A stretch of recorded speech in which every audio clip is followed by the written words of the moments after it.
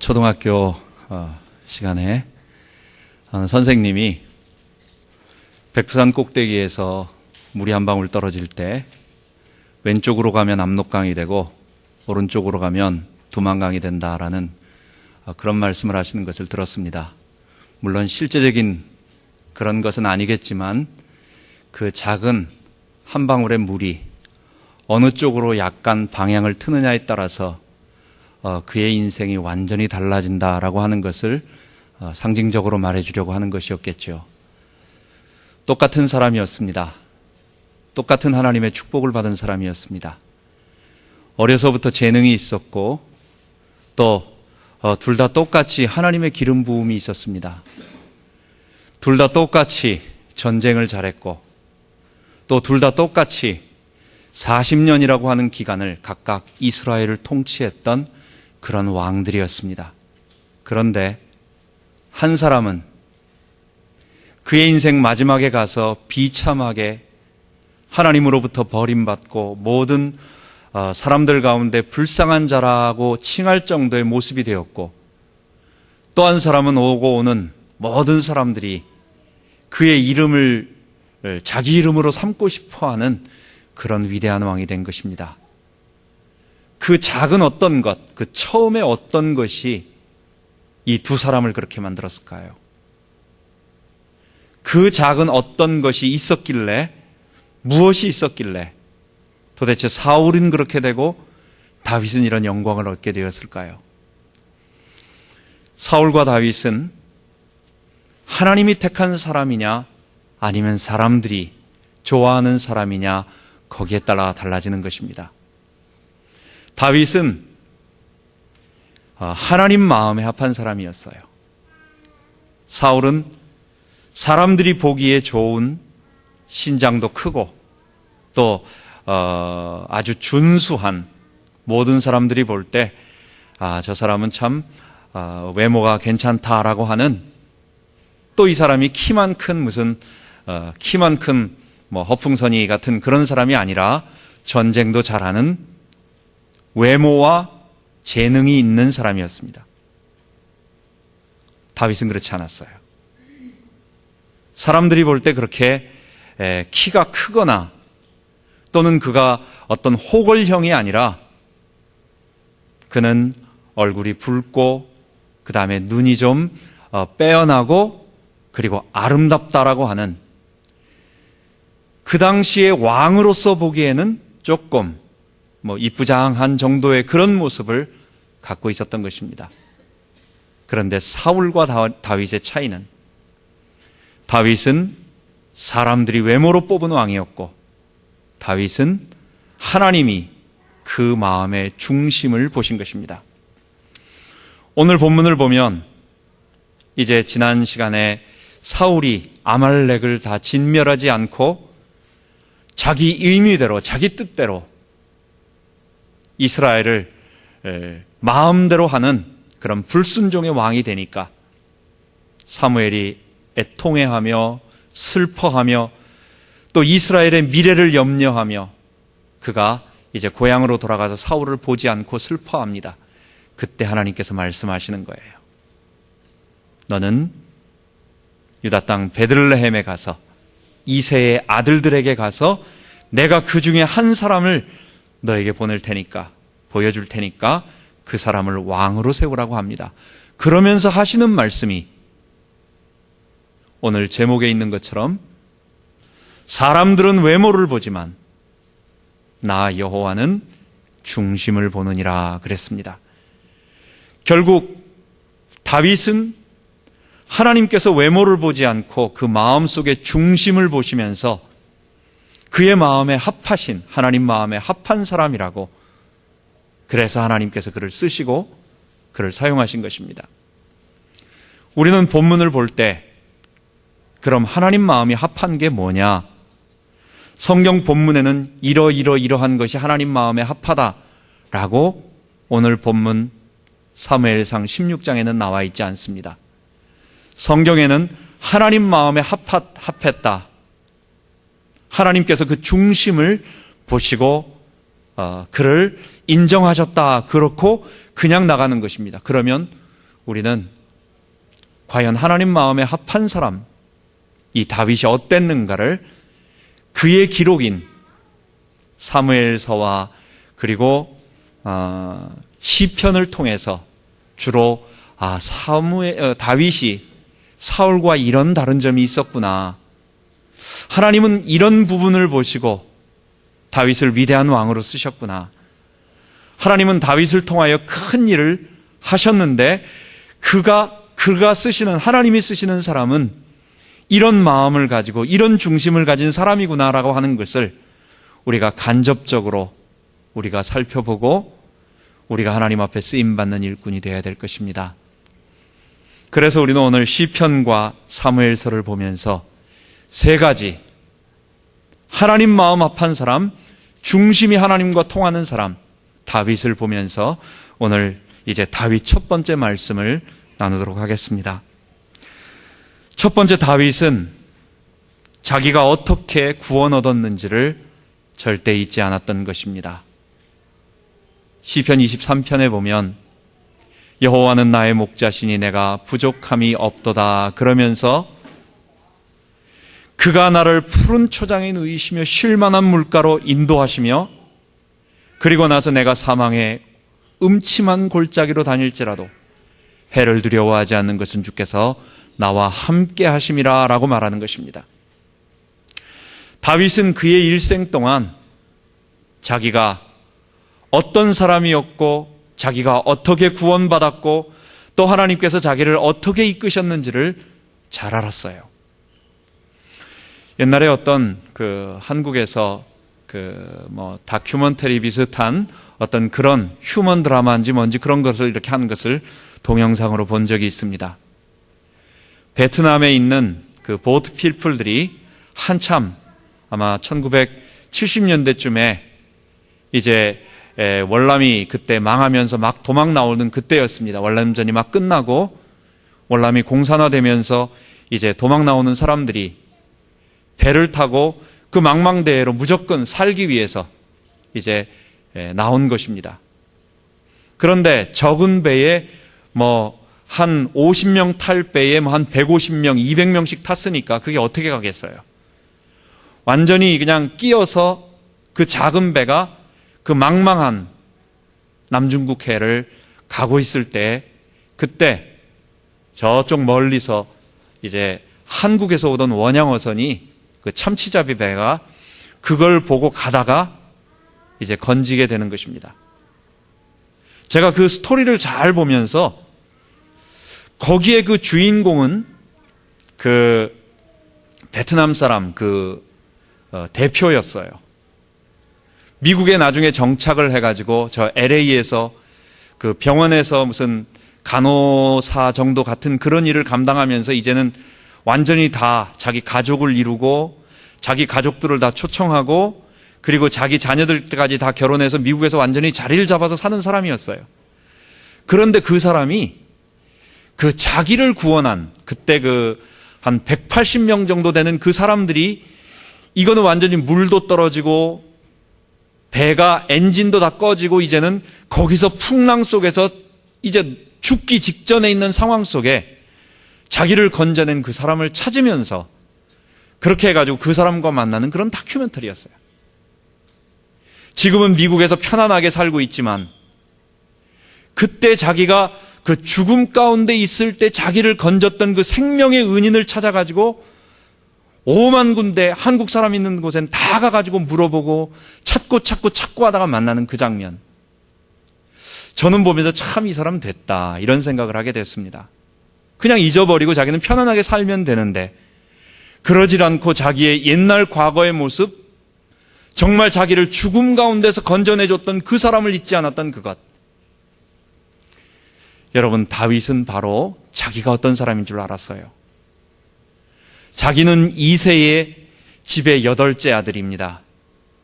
이스라엘은 장자 중심의 사회였고 장자에게는 갑절을 주는 것입니다. 모든 재산의 2배를 주는 것입니다.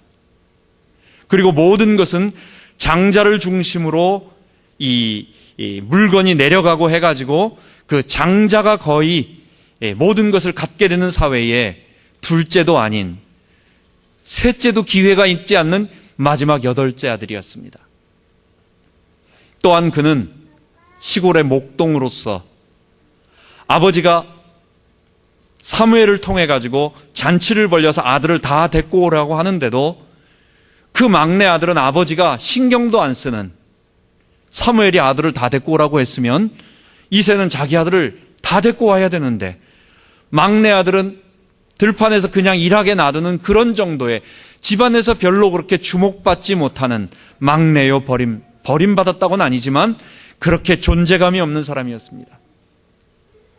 그런데 하나님께서 자기를 구원하셔서, 자기를 그 가운데서 건져주셔서, 자기를 거기서 불러내셔서 이스라엘의 왕으로 삼으시고 기름 부으시고 하나님의 일을 맡기셨다는 이 과거의 사실 잊지 않는 거예요. 사람은요, 성공하고 나면 자기의 과거를 잊어버립니다. 사람은 성공하고 나면 자기의 부끄러웠던 과거들을 오히려 다 덮어버리고 미화를 합니다. 여러분, 용비어천가가 뭡니까? 변방에서 그냥 조그만한 무인이었던 태조 이성계가 왕이 되니까 이성계는 원래부터 달랐다라고 말하는 것을 그 용비어천가를 통해서 막 합리화하는 거예요. 해동 육룡이 나라샤 이러면서 6대조 할아버지까지 처음부터 종자가 다른, 너희들하고 다른 대단한 사람이었다라고 그럽니다. 김정일은 하도 자랑할 것이 없으니까 골프장에 가서 처음 골프를 쳤는데, 난생 처음 친 골프장에서 11번 홀인원을 하고 타이거 우즈도 못하는 38 언더타를 쳤다고 얼마나 자랑할 것이 없으면 너희들보다는 다르다라고 하는 걸 그렇게 말하는 거예요. 요즘 김정은이는 어떻습니까? 워낙 자랑할 게 없으니까 백두혈통이랍니다. 무슨 강아지 순종혈통도 아니고 자랑할 것은 그것 하나라고 하면서 어쨌든 나는 너희들하고 다르다, 나는 종자가 다르고 나는 그런 사람이 아니다라고 하는 것을 자꾸 부각하면서 자기의 부끄러운 과거를 다 숨기거나 포장하거나 더 이렇게 미화하는 것이 사람입니다. 그런데 다윗은 그러지 않았어요. 다윗은 자기가 이스라엘의 왕이 될 수 없는 천한 사람이라는 걸 알았어요. 다윗은 자기가 장자도 아닌 막내요, 자기는 목자로서 일할 수밖에 없는, 그냥 하는 일이 그거인, 집안에서도 그 일만 감당하는 사람이라는 것을 잘 알고 있었어요. 여러분, 하나님께서 다윗을 쓰신 것은 자기가 어떤 사람인 줄 알고 자기의 과거의 그 비참했던 그 상태를 하나님께 잊지 않고 감사하고 감격하며 자기의 구원을 알았던 그 사람, 그게 다윗을 하나님께서 중심을 보셨다고 하는 것의 핵심이 되는 것입니다. 다윗은 또 잊지 않았던 것이 있습니다. 자기가 늘 사망의 음침한 골짜기로 다니는 길이 많았던 것을 알고 있습니다. 다윗이 앞으로 이제 몇 번에 걸쳐서 계속 사건별로 우리가 말씀을 나눌 텐데, 다윗이 왕이었던, 장군이었던, 이스라엘의 가장 리더요, 힘이 세고 전쟁에 능한 장군이었던 사울이 던지는 창을 가까운 거리에서 2번이나 피했습니다. 굉장한 목숨의 위기였습니다. 사울은 자기가 자고 있는 그때에 다윗은 자기가 자고 있는 그 집을 사울이 보낸 군사들이 포위하고 있을 때에 미갈의 도움으로 줄을 타고 창문으로 도망가서 겨우 살아났습니다. 다윗은 엔게디 광야의 굴 속에, 막힌 굴 속에서 사울을 1대1로 만났어요. 죽음의 위기가 있었어요. 블레셋 왕에게 갔을 때는 모든 사람들이 죽이려고 할 때에 너무 급해가지고 성벽에 기대면서, 성문에 기대면서 막 어그적거리고 미친 사람처럼 입에 막 침을 흘렸다라고 표현을 합니다. 이러면서 목숨의 위기, 죽음의 위기들을 하나하나 넘어간 것입니다. 여러분, 다윗은 성공하고 나서 내가 그랬어. 내가 옛날에 그 성공했을 때 내가 옛날에 그랬지라고 하는 자기 과거의 인생의 성공 스토리, 인생 역전 스토리, 과거에 어려웠던 그것들을 사람들 앞에 늘 자랑하고 포장하고 그렇게 하지 않았어요. 다윗의 기록 어디에도, 시편 어디에도 내가 그래도 옛날에 이랬어 라고 하는 자기 자신을 과시하고 자기의 성공, 그것을 자랑하는 것은 한 번도 없었어요. 다윗은 위기 가운데서, 죽음 가운데서 자기를 건져내시고 그때 보호하시고 그 사망의 음침한 골짜기에서 자기를 그 주께서 지팡이와 막대기로 보호하시며 인도하셨다는 그 하나님을 찬양했지, 자기가 역경을 헤치고 승리하고 이런 것을 아무도 말하지 않았어요. 사람들의 전기나 스토리를 보면 어떤 사람의 대통령이 되고 나서 그의 일대기를 쫙 비춰주는 것을 보면 역시 뭔가 다르긴 다르구나 라는 생각을 하게 됩니다. 종자가 다른 것 같아요. 그 사람들은 그 불굴의 의지와 그 타고난 어떤 판단력과 이런 모든 것으로 죽음을 이겨내며 끝까지 싸워나갔던 어떤 그런 것들이 부각되는데, 다윗은 그런 것을 얘기하지 않고, 왜? 그게 자기가 아니었기 때문에. 무엇이었습니까? 다윗은 하나님이 자기와 함께 하셨다는 것. 내가 그렇게 한 게 아니라 나는 그럴 수 없는 사람인데 하나님께서 나를 축복하셔서, 하나님이 나와 함께 하셔서 나로 그 모든 역경들 속에서 포기하지 않게 하시고, 나로 낙심하지 않게 하시고, 나로 절망하지 않게 하시고, 하나님을 의지하고 나가 싸워서 이길 수 있도록 하셨다. 그래서 나를 여기까지 인도하신 이는 나의 의지가 아니었고 나의 어떤 탁월한 나의 행동이 아니었고 하나님이셨다라고 하는 그것을 고백한 것입니다. 그래서 다윗의 모든 것을 보면 다윗은 왕이 된 것을 감사한 것이 아니라 다윗은 구원을 감사한 것입니다. 어떤 사람들은 생각할 때, 나도 왕이 되면 나도 하나님께 얼마든지 감사하겠다. 나에게 복권 붙어가지고 돈만 준다면 나도 얼마든지 하나님 앞에 감사하고 감격하겠다. 여러분, 다윗은 왕이 된 것 자체를 기뻐하지 않았어요. 그는 자기가 어린 목동 가운데 부름받고, 그는 하나님께서 자기가 불충하고 불순종했음에도 불구하고, 어떨 때는 낙심해서 절망 가운데 있었음에도 불구하고 끝까지 떠나지 아니하시고 자기를 보호하셔서 이스라엘을, 이 소중한 하나님의 백성 이스라엘을 자기에게 맡겨주셨다는 일에 대해서 감사해서 그는 하나님께 감격했던 것입니다. 여러분, 하나님께서 다윗의 중심을 보셨다고 하는 것은 바로 이 구원의 감사. 다윗은 자기가 하나님의 백성이요, 자기가 하나님의 구원받은 백성이라는 그 자체를 즐거워하고 감격했던 것입니다. 그럼 어떻게 감격하느냐?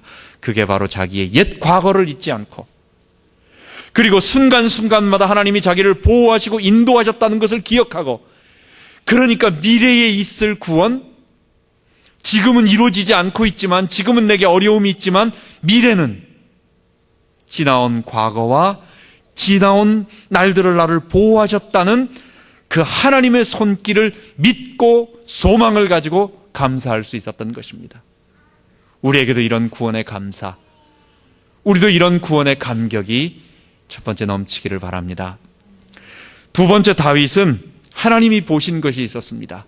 그게 뭐냐면 그는 죄를 두려워하고 미워하였던 것입니다. 시편 51편에 보면 다윗이 일생일대에 큰 범죄를 하고 나서 그가 하나님 앞에 통곡을 하며 회개하는 장면이 나옵니다. 그가 두려워했던 것은 다른 것을 두려워한 것이 아니었어요. 그는 자기가 왕위에서 쫓겨나서 평민이 될까 두려워하지 않았어요. 그는 자기의 물질이 다 없어지고 자기가 가난해질까 두려워하지 않았어요. 다윗은 한 가지, 자기의 마음속에 있는 하나님 백성으로서의 이 구원의 감격,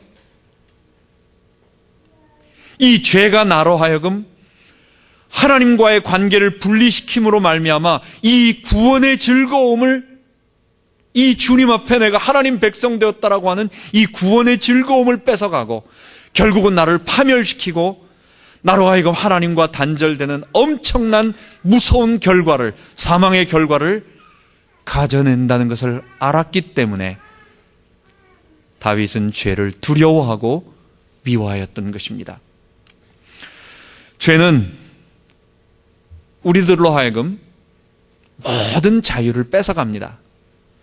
여러분, 죄가 없을 때는 마음이 편안하고 또 마음이 즐겁고 아무런 거칠 것이 없습니다. 우리끼리 이렇게 얘기할 때에도 우리가 빚만 없으면 살겠다. 우리가 사업을 하다가 좀 어려워도 빚만 없으면 재기하고 우리가 빚만 없으면 된다. 죄라고 하는 것은 우리로 하여금 벗어날 수 없는 무거운 짐들을 우리들에게 계속 가져다 주는 것입니다. 죄는 짓기 전에는 아주 달콤한 솜사탕처럼 너무너무 좋은 것처럼 우리들에게 유혹을 하고 또 나로 하여금 그것만 하면 너무너무 좋을 것 같은 에덴 동산의 선악과처럼 보암직도 먹음직도 지혜롭게 할 만큼 탐스럽게 그것만 먹으면 모든 것을 다 할 수 있을 정도의 그런 마음의 유혹을 불러일으켜요. 그런데 막상 죄를 짓고 나면, 막상 내가 그 죄의 유혹에 넘어가서 내 바깥에서 사단이 유혹하는 그 유혹, 내 속에서 일어나고 있는 이 죄의 욕구에 굴복해서 내가 죄의 행위들을 저지르게 되면 그때서부터 나에게는 모든 자유를 뺏어가는 것입니다. 내게 죄책감이 물밀듯이 밀려옵니다. 내게 두려움이 물밀듯이 들여오고 내게 이 수치스러움, 텔레비전에서 사람들이 범죄한 사람들을 인터뷰할 때마다 항상 보면 그 사람들은 고개를 숙이고 막 자꾸 얼굴을 숨기려요.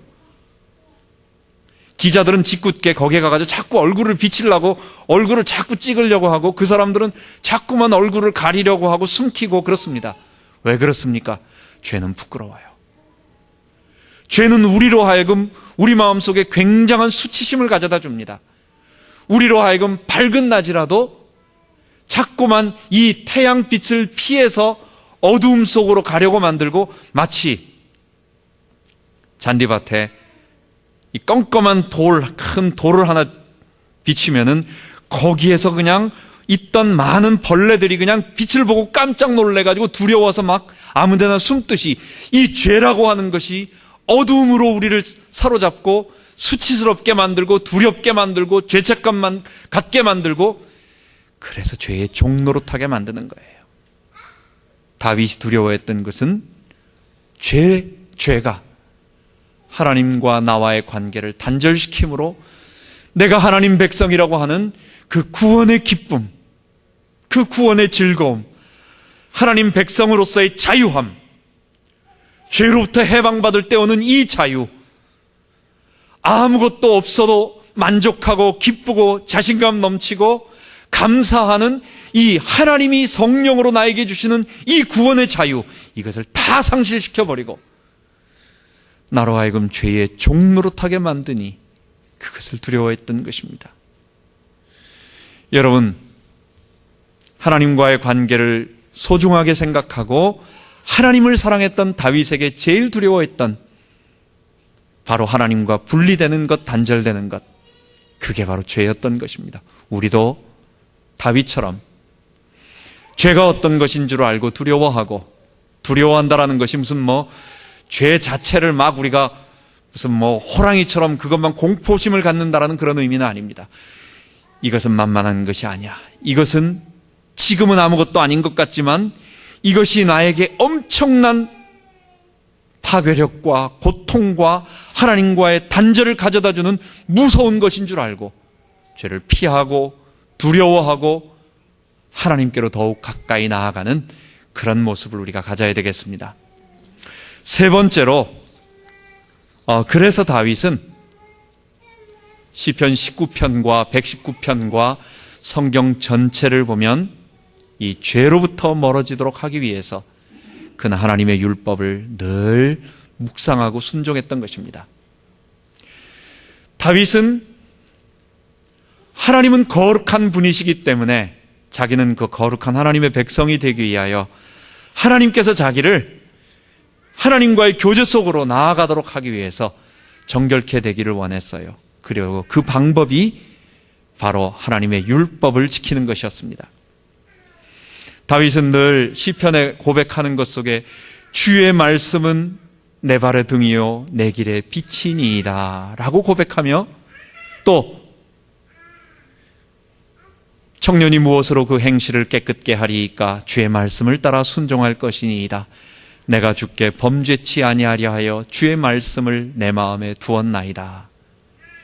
하나님의 말씀이 내 귀를 즐겁게 하는 새로운 사상과 재밌는 이야기를 가져다 주는 것이 아니라 하나님 말씀이 나를 정결케 하는 거예요.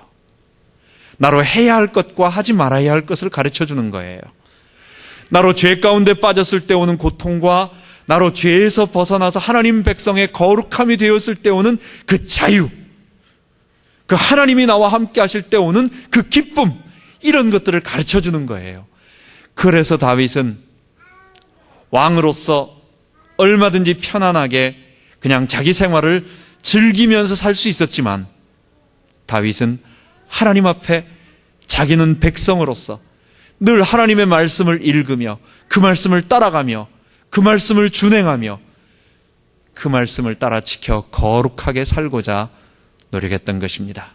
여러분, 다윗의 중심을 보신 것입니다.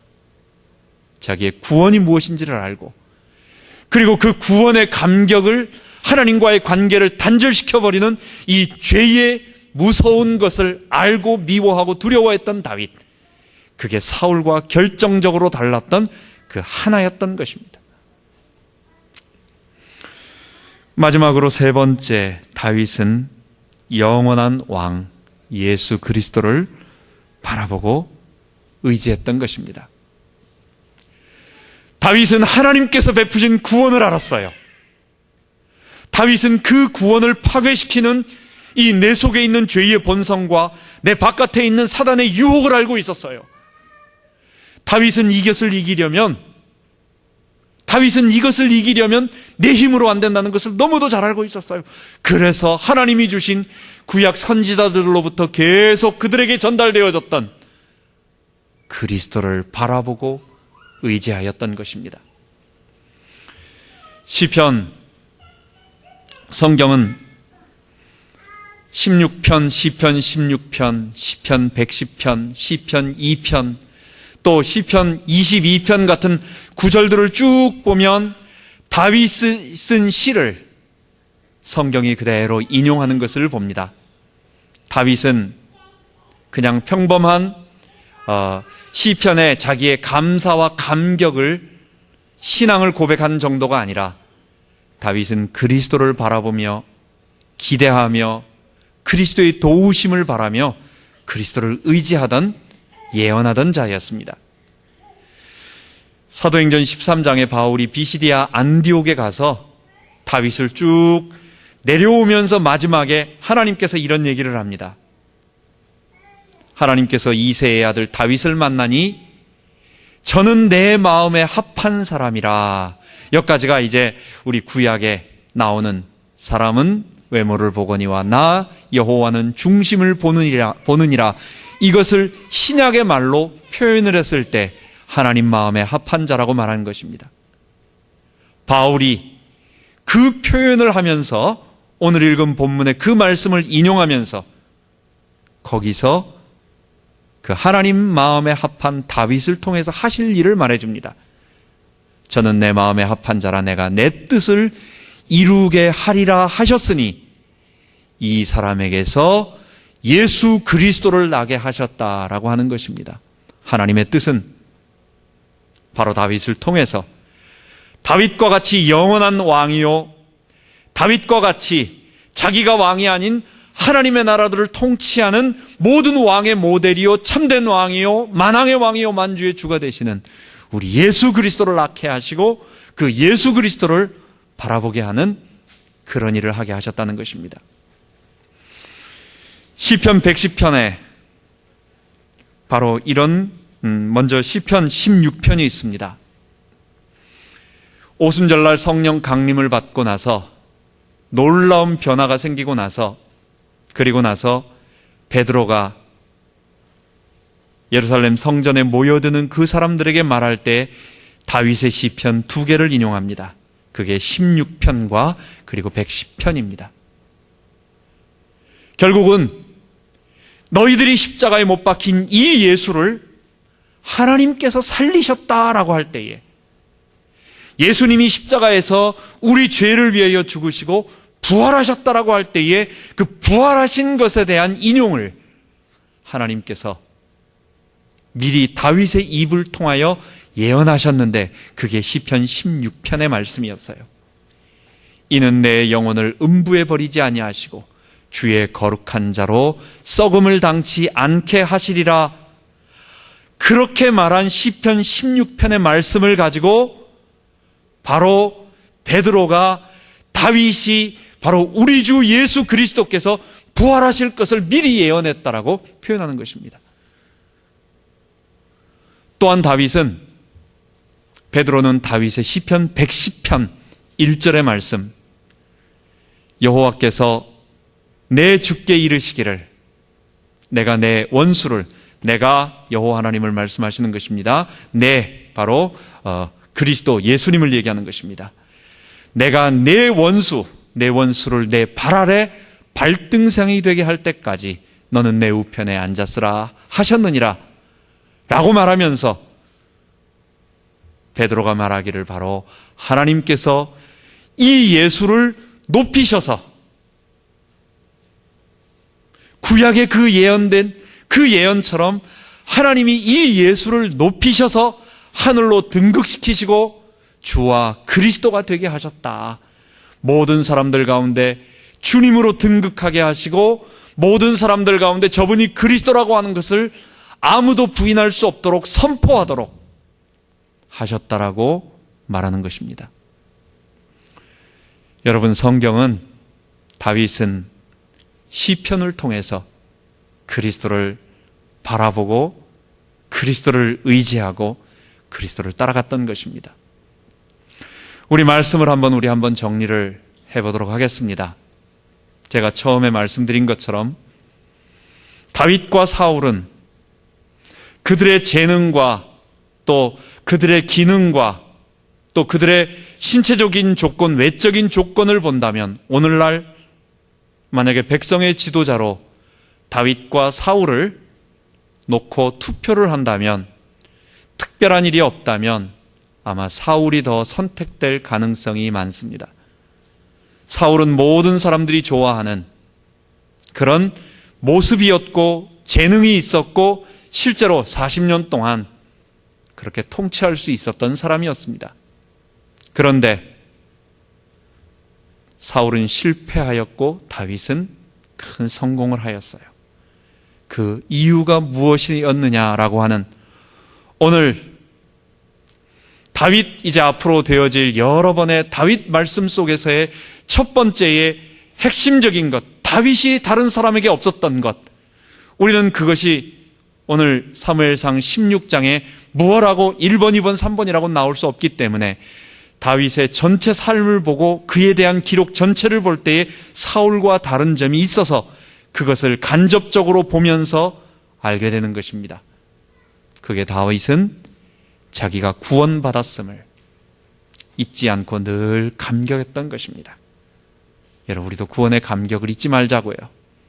어떻게 구원의 감격을 잊지 않을 수 있느냐? 그건 하나였어요. 나의 과거를 잊어버리지 않는 것입니다. 멸망받았을 때의 내 모습, 하나님 없이 살았던 비참한 나의 모습, 내가 남들 앞에 자랑하면서 이렇게 말하는 것 같지만, 내가 왕년에는 하면서 말하는 것 같지만 하나님 떠난 인생의 그 마지막의 뒷모습은 어떤지 우리 뻔히 알고 있습니다. 우리의 과거를 잊지 아니하면 그리고 지나온 날 동안 하나님이 우리를 지키신 것들을 잊지 아니하면 우리는 우리의 구원을 잊어버릴 수가 없어요. 우리는 하나님과 우리와의 관계를 단절시키는 무시무시한 죄가 있다는 것을 우리는 알고 조심하고 그것에 공포를 가질 필요는 없어요. 그것을 잘 알고 피하고 조심하고 조금 두려워할 정도로 이건 내가 이거 얼마든지 할 수 있어. 이거 내가 마음대로 좌지우지할 수 있어. 이 정도 이건 내가 할 수 있는 거야. 여러분 그런 게 아닙니다. 여러분 카드 빚 쓰는 거 쉽게 생각하는 사람 나중에는 빚더미에 눌려요. 이거 내가 돈을 막 함부로 쓴다. 내가 이렇게 써도 할 수 있다라고 쉽게 생각하는 사람은요. 거기에 잡혀가지고 마지막에는 헤어나지 못하는 것입니다. 빚을 지는 것을 힘들어하고 이거 안 되지. 내가 이거 안 해야 돼. 내가 나중에 이게 참 어려워져 라고 두려워할 정도의 마음을 가질 때 그가 바르게 갈 수 있듯이 죄를 그런 마음을 가지고 그래서 하나님 말씀을 늘 순종하며 따라가며 하나님의 성령을 의지해서 우리가 나아가는 것입니다. 어떤 사람들은 생각할 때에 율법과 복음은 다르다 이렇게 말합니다. 그런데 율법과 복음은 다르지 않습니다. 율법과 복음은 똑같이 우리로 하여금 하나님의 백성이 되려면 거룩해져라. 죄로부터 정결케 되고 거룩해져라. 이 거룩은 영적인 거룩만을 얘기하지 않습니다. 영적으로는 거룩해지고 삶은 마음대로 살아도 되는, 삶은 하나도 변화되지 않고 영만 변화된 구원파 같은 영육이원론에 분리되어진 이런 다른 복음, 거짓 복음을 말하지 않습니다. 영적인 복음과 영적인 것과 우리의 육체적인 것은 하나로 연결되어서 영적인 거룩함은 우리의 육체적인 삶의 거룩함으로 실제 변화가 일어나는 이런 거룩입니다. 복음과 율법은 똑같이 우리에게 죄로부터 벗어나서 거룩하라고 똑같이 얘기하고 있습니다. 그런데 복음과 율법의 차이가 있어요. 율법은 아직 성령이 오시고 십자가의 구속의 사건이 일어나기 전이었기 때문에 너의 힘으로 이런 율법의 조항을 지킴으로 한번 거룩해져 봐라 라고 우리의 힘으로 그 율법을 지킴으로 거룩해져라고 하는 것을 말합니다. 방법이 그겁니다. 그런데 복음은 우리 속에 아담의 죄, 우리 속에 우리가 이길 수 없는 죄의 본성이 있기 때문에 지킬 수가 없다는 거예요. 그래서 십자가에 달려 죽으신 예수를 의지하고 내 안에 성령으로 함께 하셔서 나에게 도와주시고 힘을 주시는 그 성령의 능력을 의지해서 거룩해지는 거예요. 내가 즐거운 마음으로 거룩해지는 거예요. 옛날에 율법을 지킬 때는 율법을 마음으로는 안 지키고 싶으면서 안 지키면 안 되니까 억지로 지켜나가면서 그래도 못하는 것, 행동은 하지만 마음은 전혀 딴 것. 복음은 뭡니까?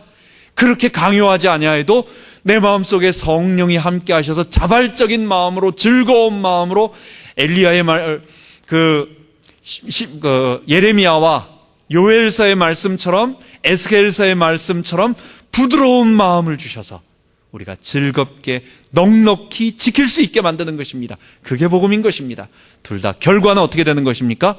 죄로부터 자유해지고 정결케 되는 것입니다.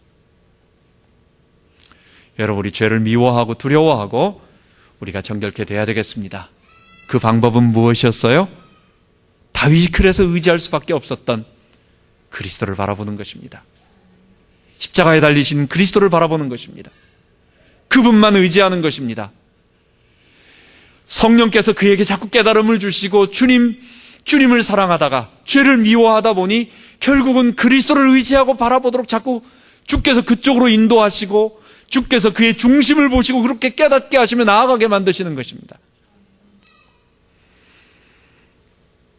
이런 다윗을 우리가 한마디로 말한다면 다윗은 그럼 다윗의 생애를 한마디로 말해봐라. 뭐라고 말할 수 있겠느냐?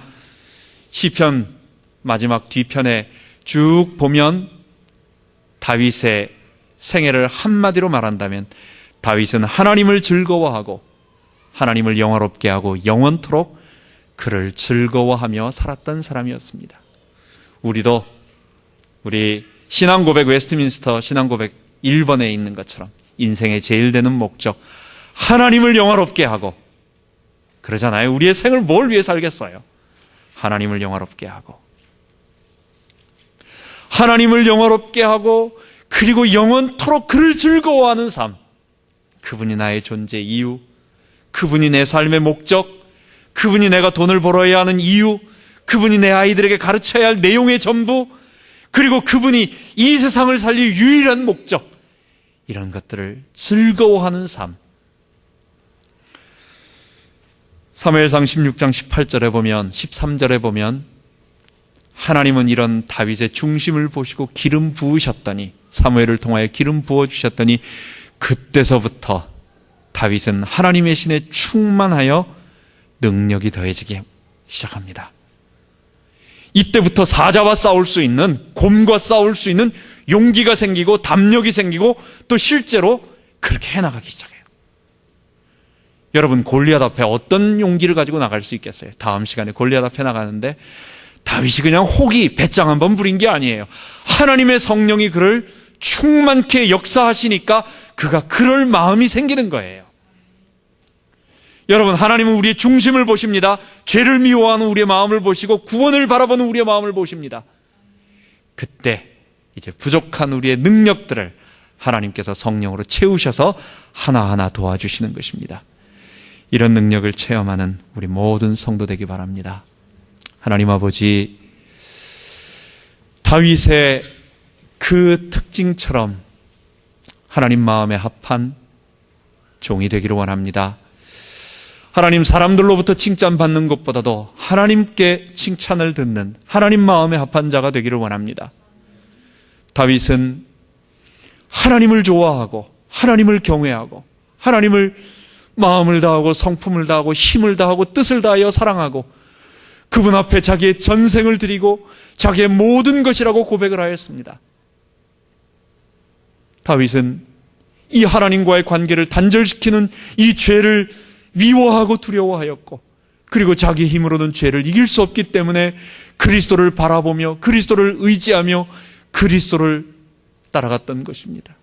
하나님, 우리의 생도 다윗처럼 하나님 마음에 합한 자 되어 하나님 이런 마음으로 살게 하여 주시고 우리의 부족한 모든 부분들을 하나님께서 성령으로 채워주셔서 잘 감당하고 나갈 수 있도록 은혜 베풀어 주옵소서. 우리 아이들이 이 다윗의 마음을 품게 하시고 그리고 하나님의 성령에 충만하여서 하나님의 일을 감당하는 일꾼들로 자라게 하여 주옵소서. 감사드리며 우리 주 예수 그리스도 이름으로 기도하옵나이다. 아멘.